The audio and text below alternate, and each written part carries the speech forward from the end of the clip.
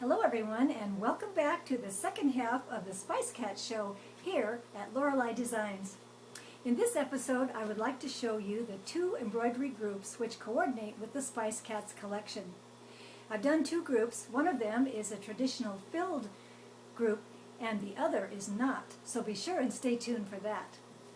First, let me show you the designs from the traditional group, which is the filled group. They're lovely. This is coriander with a big purple hat, parsley in his kind of saggy green coat.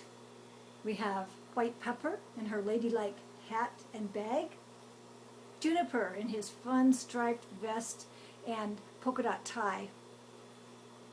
And this is tarragon in his purple scarf and fun hat, and rosemary. And we're missing basil. I don't know what happened to him, but he's around here somewhere and he will turn up. So now let me proceed. You know I like those fine. I think they're just pretty and cute, and they're perfectly suited to all of your usual embroidery applications. But I always want to try something different, and this has been on my mind for a while, that I wanted to try some applique embroidery. So I got into it a little bit, started working into it, and sure enough, it just kind of moved on from there and became something different on my watch. So I have come to call this technique Cinco stitch, because it is a stitch form which you can use 5 different ways. And I will show you the various ways you can use it, and that way you get more value from your purchase and more volume of your fun. So that's what this stitch technique is all about. And this is the first way that I like to use it. This is Basil, the missing kitty.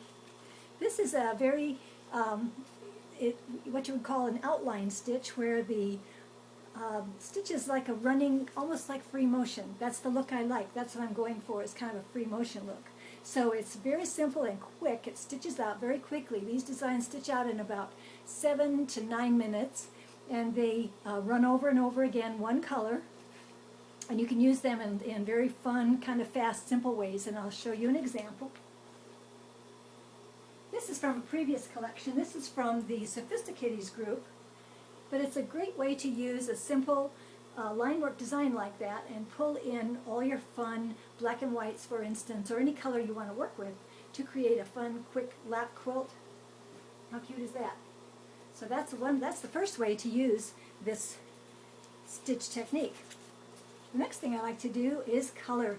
I love to color my designs. I love to use Copic markers and bring them up. It's just a quick way to fill in the color and be able to customize. Now from this I could pull pinks and browns and make a really wonderful custom composition here in a little wall hanging, or some sort of a little framed piece, or a pillow, or something like that. The next way is when I started to get into the applique. Now this is what happened to me when I got into it. I thought, now this is really going to be fun, but I got into it a little bit and I thought, wow, this is a lot of cutting. Look at all this cutting. So I decided to cut back on that cutting, and in this rendition I am skipping to only the accessory pieces, and it's a kind of a fun alternative way to do applique. So I get the interest and the effect of a piece of fabric, and mostly it's running stitch after that to create a line work look. Now this is too fun here. This is the third way. This is the application of one accessory piece into the fabric and color, which is very simple. This is a very quick, this is like partial applique, partial coloring. It's very simple. It's 2 colors, gray and pink, and it goes very fast. I'll show you in just a minute. But that's a lot of fun to work with.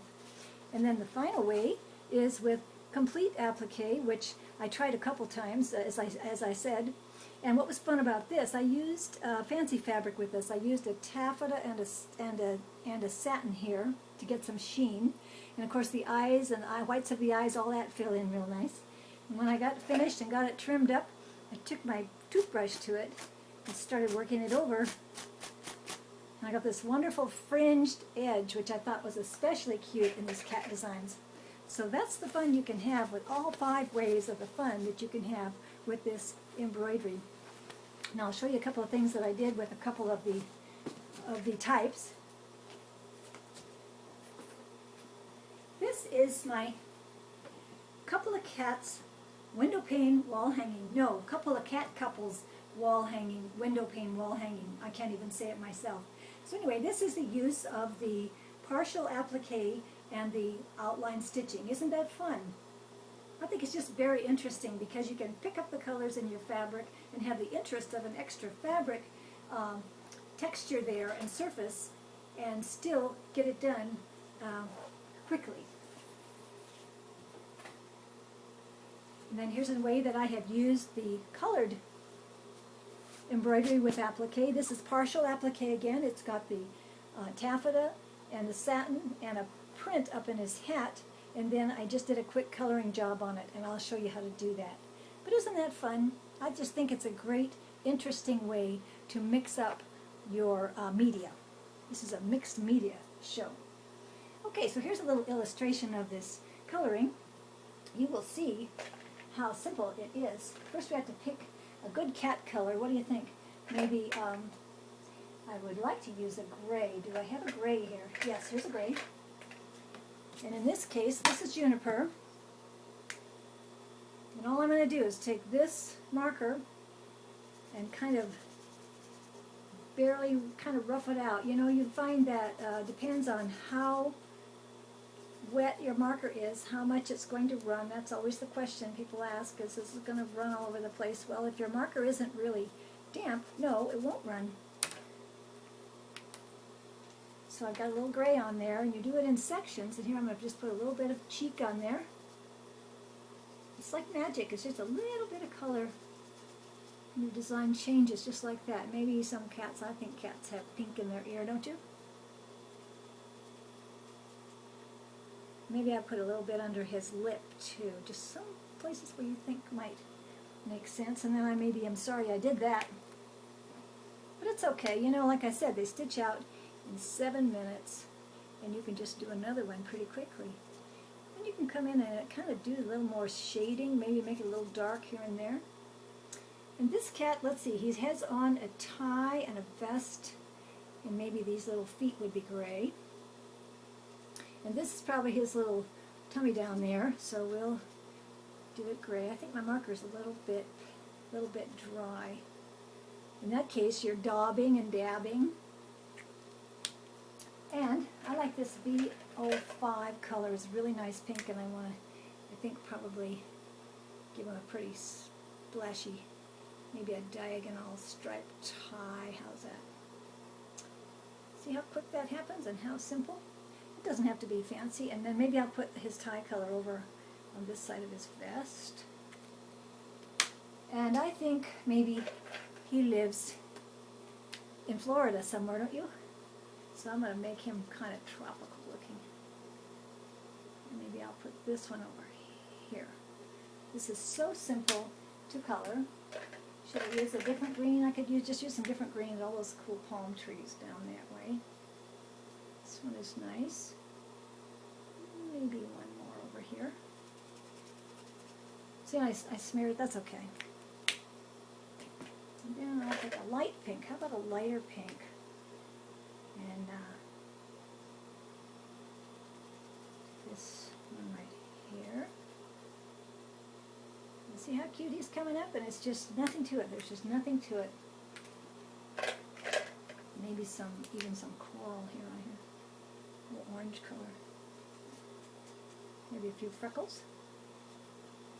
How fun is he? Okay, so just like that, you have a colored kitty. And then maybe you could shade it. If you want to get fancy, you can shade it a little underneath, here and there. Places where you might think it would be kind of shady. This is a shady cat.